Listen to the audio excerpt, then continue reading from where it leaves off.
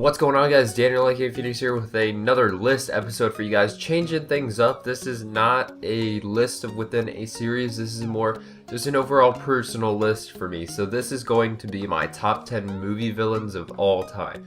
Of course, there's going to be movies that I haven't seen that have great villains, and so that just doesn't work like that. But these are the movies with these are the villains from the movies that I watch and I like, and this is the list. So starting at number 10, we have Ultron from Avengers: Age of Ultron. Going into this, I wasn't expecting. Post right there. Going into this, I wasn't expecting a lot from Ultron. I thought he was going to be a really generic villain. Some of you guys know I don't read the comics or anything, so I don't know anything about these characters before I see them on the screen. That's my only representation of them that I know. And then I came in there, he was kind of comedic. He was a little sassy. He was basically like Iron Man, but in an evil form. So I thought that was kind of interesting. Again, he had some pretty big plans and wanted to like turn everybody into robots and completely wipe out the human race. So that's some pretty big stuff. So yeah, Ultron's a pretty good villain. Next at number 9, we have Miles Quaritch. He is the bad guy from Avatar. This Avatar is the movie that kind of sparked my interest in movies a little bit, like really interest in movies. So this was really cool. He was like the classic bad guy, badass dude out there who wanted just total control of everything. And just the way he went about doing stuff, how superior he was compared to everybody else. It was just a very like classic kind of demonstration of a bad guy to me, and I think that like really like showed me like what a real bad guy kind of is. So that's really essential for my movie experience. Next up, you might think he's higher on the list, but we have number 8 is Kylo Ren. One of the best villains Star Wars has ever had, in my opinion, better than Darth Vader, because he's got more layers and he's got more story to him and he's got conflict within himself. Darth Vader is just a guy standing there who has like no backstory, no purpose, and he's just there to kill you. You have no idea why. You're just like, oh, he's like the bodyguard, you know? He just stands there and he just doesn't do anything, and then he'll just beat the crap out of you. So yeah, but Kylo Ren is really cool, and like everything about him you can just tell is part of his character. His lightsaber is a great example.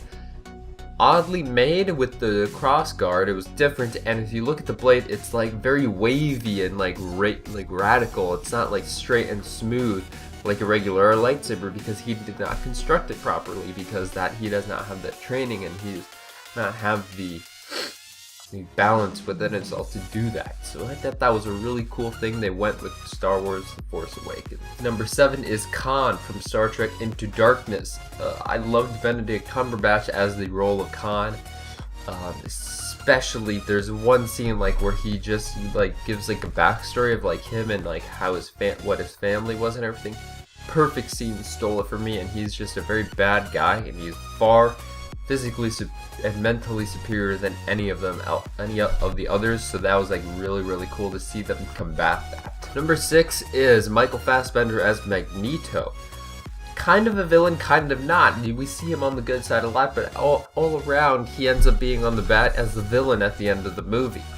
Very interesting character, has a very good backstory and past and origin story, and just he has a very good way of demonstrating that we want to get to the same end goal, but by different means. And that's always what the bad guy is about to do, and that's always what he's trying to do. He's not necessarily always trying to just kill everybody just because he can. Magneto seeks a better future for his mutant brothers by killing humans sometimes, but that's just he wants peace and like serenity and salvation for his family. Number 5, we have the Alien Queen. Now, when I watched Aliens a couple weeks ago, my mind was completely blown. That movie completely wowed me in every sense it did. I thought the alien from the first one was a great villain already, or like a bad guy. Very dangerous, very deadly, very just a menace, a force to be reckoned with. And then we see the big, like the one that's like the freaking queen, and then that's Alien Queen, and she is freaking huge and takes on Ripley in that mech suit, and it was such a great scene and everything. It was a really cool thing to see the Xenomorph Queen finally appear. Number 4, I have Loki from Avengers, Thor, and Thor the Dark World. This guy's always causing trouble. You can never know when you trust him. You want to trust him, but sometimes he goes far over the edge and then you're like, I don't really want to anymore. But that's what's really cool, because you always want to believe him. You always want to take a chance for Loki, but you know you can't. And that's what is really nice, and just the passion and the performance he gives. He looks like he's always having so much fun, and I really enjoy that whenever I watch like a Marvel movie with him. Number 3, we have from the old days, classic animation, we have Scar.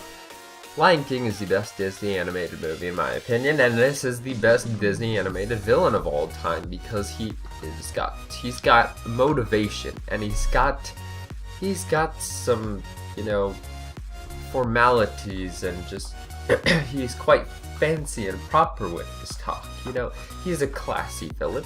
He has a great solo song in the movie, and it's really good, and he just is really cool. And then the way he goes about doing stuff, plotting things, you know, planting seeds here and there, changing the way things were said, it makes for a very compelling villain, and you're glad to see him kick it at the end of the movie. Number 2. Now this one is initially from a movie, but the reason why I like him is from a spawned off TV show.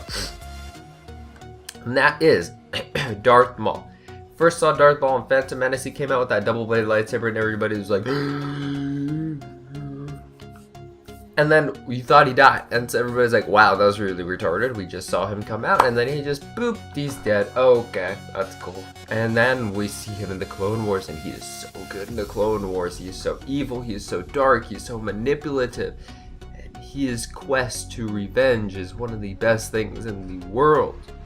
Trust me, guys, if you haven't seen any of the episodes of Darth Maul in the Clone Wars, just watch those episodes. They're on Netflix, just watch those episodes. Really, really good. And finally, number 1, you guys probably guessed it, it's the Dark Knight Joker. Joker is very crazy, but there's always a method to his madness, and he's just always has everything planned out, and he's really good. Heath Ledger nailed it with the performance, a very passionate performance, really sunk into his character and became one. Perfect movie, perfect villain.